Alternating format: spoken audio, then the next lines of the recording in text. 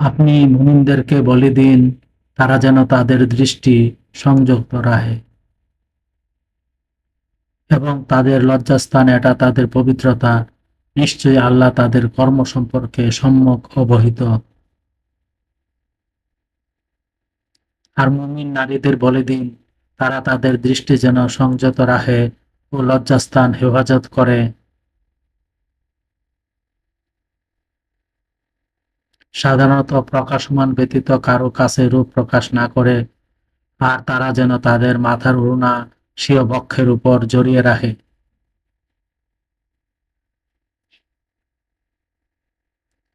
আর নিজেদের সৌন্দর্য ওইসব লোকদের ছাড়া যারা তাদের স্বামী অথবা তাদের পিতা অথবা তাদের শ্বশুর অথবা তাদের পুত্র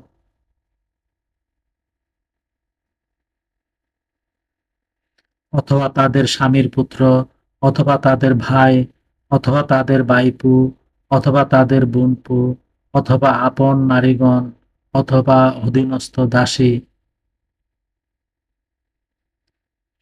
অথবা কামনাবিহীন পুরুষ অথবা এমন বালক যারা নারীদের আবরণীয় বিষয়ে অনভিজ্ঞ, তাদের ছাড়া আর কারো কাছে স্বীয় বেশভূষা প্রকাশ না করে।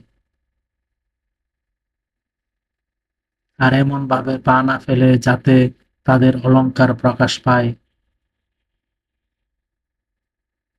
হে মুমিনরা, তোমরা সবাই আল্লাহর সমীপে তওবা করো, আশা করা যায় তোমরা সফলকাম হবে। আয়াত ৩০-৩১ সূরা নূর, আল কোরআন।